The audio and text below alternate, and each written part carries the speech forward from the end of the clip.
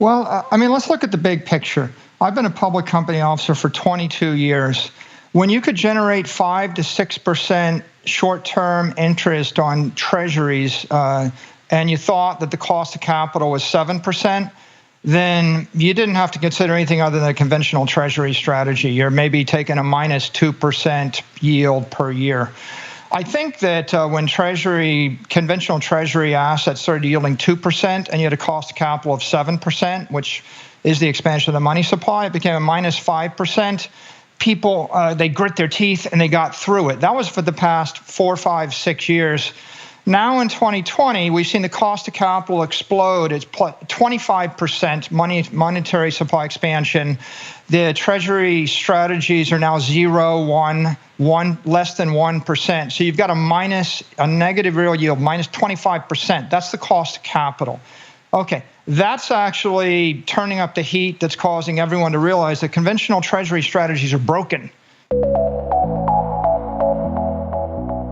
Happy Friday, and TJF members of the Altcoin Buzz Army. Michael Saylor with some rather sage words of wisdom there. Okay, so right off the bat, at the time I'm recording this video, Bitcoin is up this morning, but it's down from yesterday. And every time I say Bitcoin is up, the market is up, it just kind of winds up going down by the time the video is published. So right now we're sitting at 48K. It may be higher, it may be lower by the time you're watching this video, but I want to zoom out. So first of all, in this video, we're going to be discussing altcoin updates and potentially the institutional transfer or refocusing away, at least in part, from Bitcoin into altcoin projects. Grayscale is doing that. You have some other companies that are doing that. So we'll be talking about Cardano and Polkadot, as well as updates from Polygon and from Elrond, from Fuse, from eMoney, from Enjin, and from others.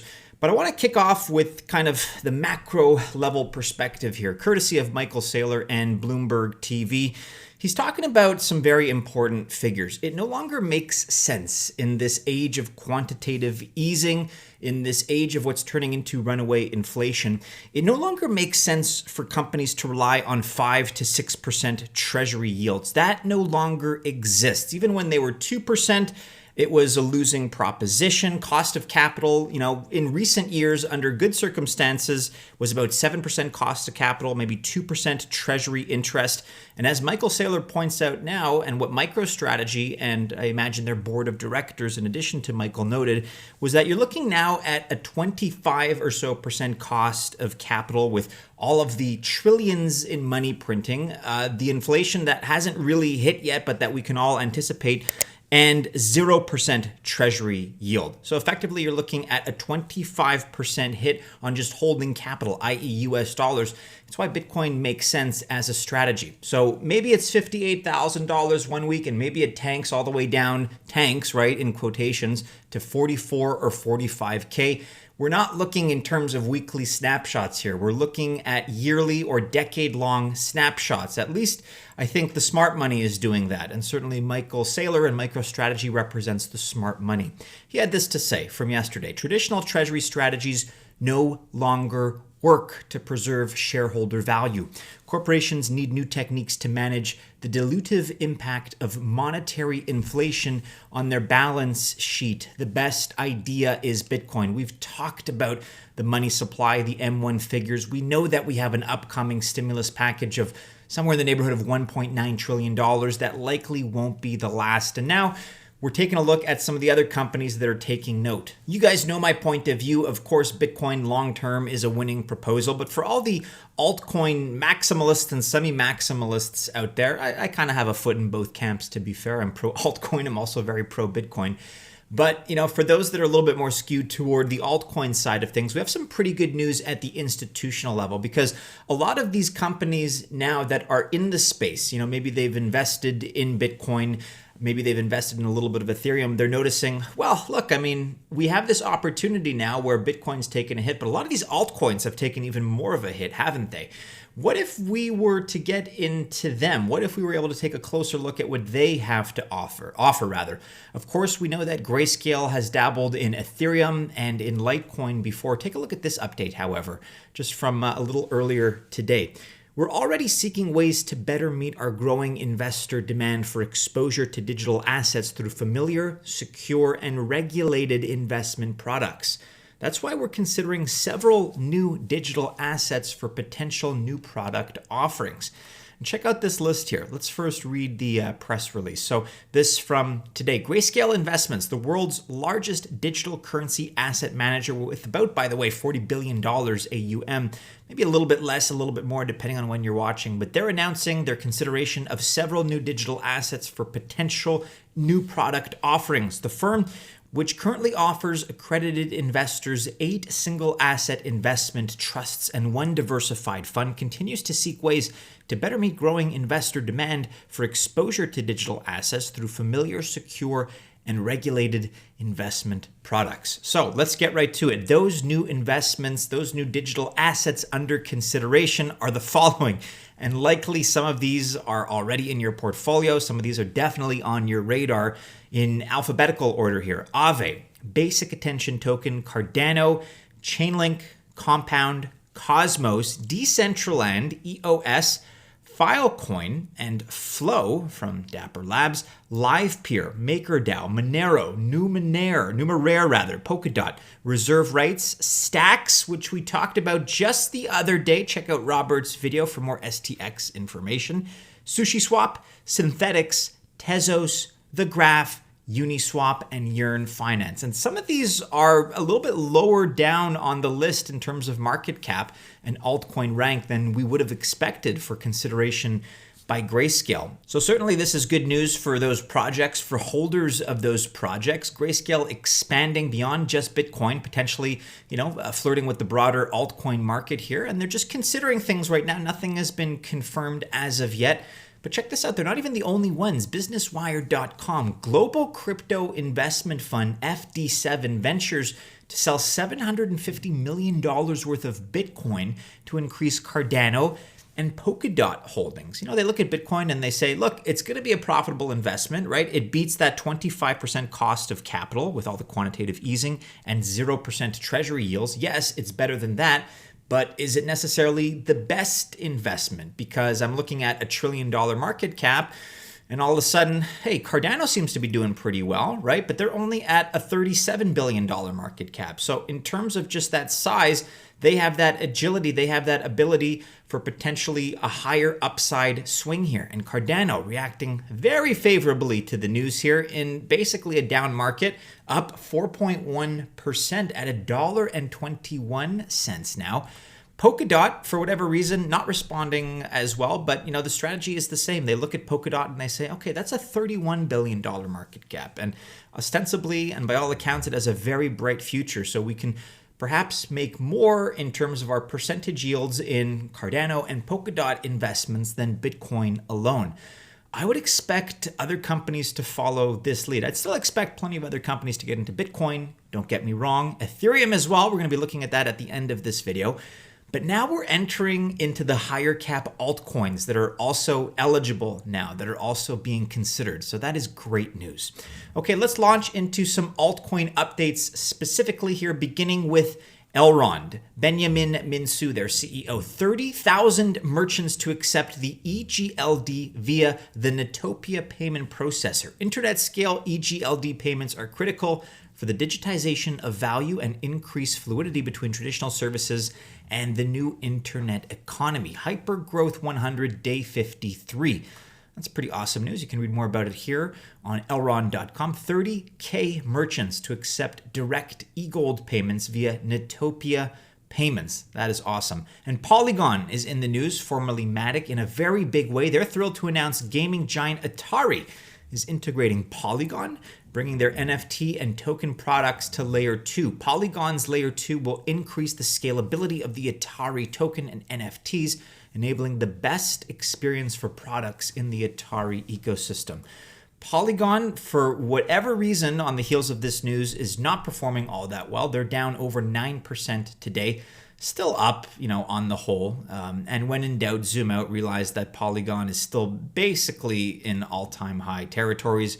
we zoom out to the last 3 months or so, and you get a sense of the picture. Things are volatile right now, and that volatility, at least in my unprofessional, non-financial opinion, the volatility is the only reason that the price is down at the moment. But this is very, very good news. We had great news out of Enjin recently-ish as far as their Atari collaboration. Add Polygon, again, previously MATIC network to that list of partners. You can read about it here on polygontech.medium.com. Gaming giant Atari, gaming legend Atari, partners with Polygon to bring their NFT non-fungible token and token products to layer 2. Awesome. Okay, moving right along in today's updates, we have Fuse at Fuse_network on Twitter. This update from yesterday, they have a new integration and collaboration with POKT Network. That's going to enable Fuse Network to boost decentralization of full nodes and optimize the Fuse Ethereum bridge. More info is available here. That refers, by the way, to Pocket Network. So Fuse integrates with Pocket Network to strengthen transaction processing on the platform. This update from yesterday. Next up, we have Chiliz that is really seeing a lot of favorable momentum, and they've been able to weather this mini bear market, this bear week, I guess you could say, very well indeed. Chiliz here on Twitter. AC Milan generate $6 million in new digital revenue following Binance fan token listing. And Chiliz is another one of these that, for whatever reason, I'm going to attribute it to the volatility of the market. They just so happen to be down today, but up over 5 cents.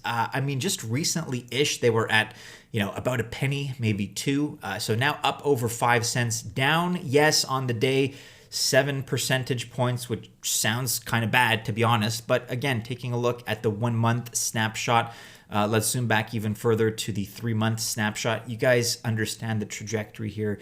You understand that the path that they're on. Alexander Dreyfus and Chiliz, and by extension, Socios.com are really on a successful path to just dominate the sporting space. Maybe not dominate, that sounds kind of evil almost, but they are ready to take fan tokens to the next level, and they're doing a great job of it so far at a time when sports, that whole industry is kind of depressed right now. There's nothing too crazy happening. I realize sports are still ongoing, but we're still not back at that, level of exuberance. We're still not filling up stadiums. And despite that, we're seeing all this success with Chiliz. I think that bodes very well for their future. Read about that further on medium.com. AC Milan fan tokens list on Binance generating $6 million US in new digital revenue. And you can see now that this is a model that is very successful, that other teams, that other organizations, other clubs are going to want to follow, because who couldn't use an additional $6 million of revenue as part of your budget? Awesome, awesome success. Kudos to Alex and the team. eMoney here is in the news at eMoney_com on Twitter. This from yesterday. Announcement: European payments and DeFi with eMoney stablecoins on the Elrond network. E-Euro, E-CHF, I think that's the Swiss franc, E-SEK, E-NOK, and EDKK issued by eMoney will circulate on the Elrond mainnet. And eMoney, one of our picks, I guess, going back a few months, we've kind of recognized in them a lot of potential. They're up 5.5% today to $1.40. I want to point out that this is still relatively a fairly small and arguably micro cap altcoin. I guess depending on the terminology, I wouldn't necessarily call these guys micro cap. They're kind of on that verge of micro cap. I would call sub $10 million micro cap. These guys are certainly small cap right now at $13.7 million. eMoney, ticker NGM. Again, whatever the intraday chart, I'm not too concerned about, but taking a look at the last 3 months or so, a little bit of a dip in recent weeks, but you can tell that they're on a positive trajectory, and this positive news in collaboration with Elrond is certainly a nice boon for the project as a whole.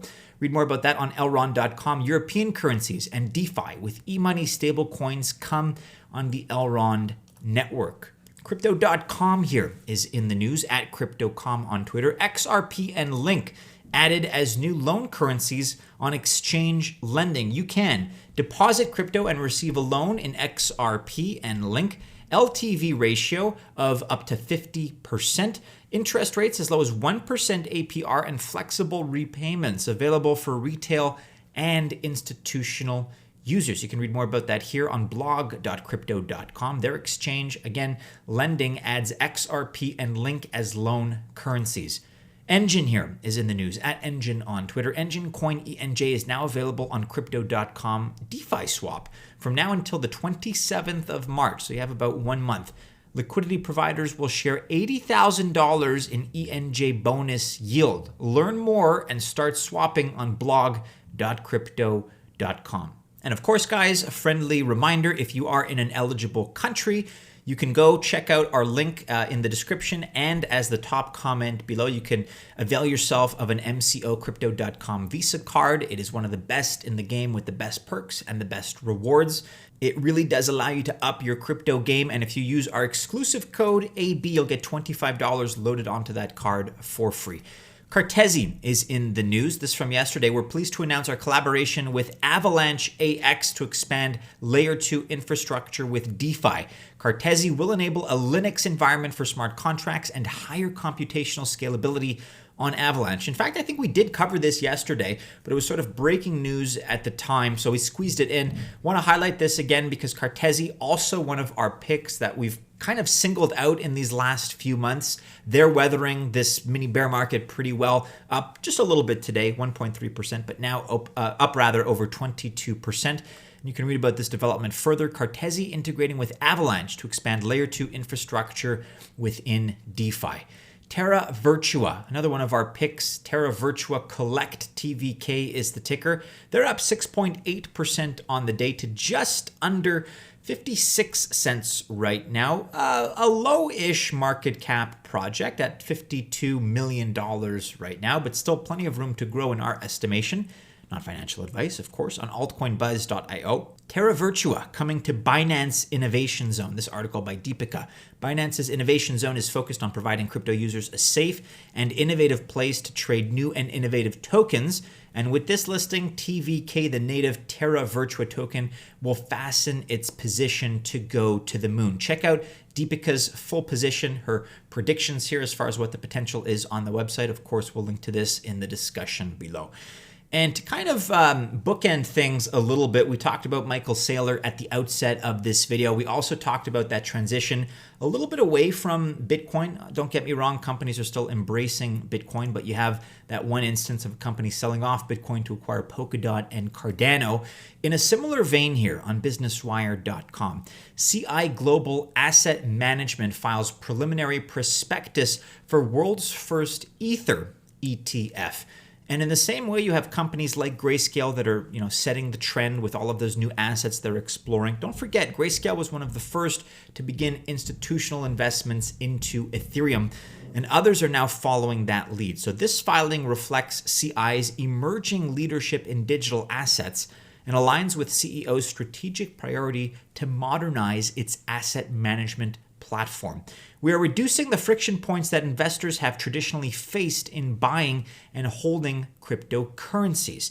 Cryptocurrencies are transforming the financial world, and we are excited to launch the world's first ETF investing directly in Ether, one of the most highly valued cryptocurrency. Again, that's according to Kurt McAlpine, the Chief Executive Officer of CI Financial, the parent company of CI GAM, G-A-M. And a nice member to have on board here in that effort is Mike Novogratz. CI Global Asset Management files preliminary prospectus for CI Galaxy Ethereum ETF, the world's first ever ETH ETF filing. Mike is on board. We trust Mike, of course. His affiliation with this project lends it substantial credibility. So I guess to sum up, guys, everything in the cryptocurrency space is better than that 25% cost of capital, 0% treasury yield. Bitcoin, I think, is still going to be far and away the safe-ish investment for corporates. In other words, the least risky. But there are, institutions such as Grayscale, such as others that are going to want to dabble in potentially higher upside returns. So Polkadot, Cardano, other altcoins going all the way down the list. And this is still super early days, so we can expect much more of this news, much more exploration by these corporate firms, by pension funds, and similar entities, I think, in the next year. 2021 is only just getting started. We've taken a little bit of a dip here. That's fine. We're still, basically double where we were at the end of 2020. So, rejoice, be happy, buy the dip if you can spare it, and just keep your eyes on the prize, right? Have that long-term price horizon. Before you know it, we'll be back up over 50, 55, 60K and making new all-time highs for Bitcoin and, of course, by extension, the rest of cryptocurrency. So I encourage you guys that in order to keep up with all the breaking news, be sure to follow us, Altcoin Buzz, on all the regular social media channels. Keep checking back into the website, altcoinbuzz.io, for all the latest. Like, subscribe, share, hit that bell to receive notifications if you enjoyed today's video. Best of luck if you choose to invest on this Friday. TGIF, have a great tail end to your week, a great start to your weekend, and as always, we do hope to see you again soon in our next video. Take care.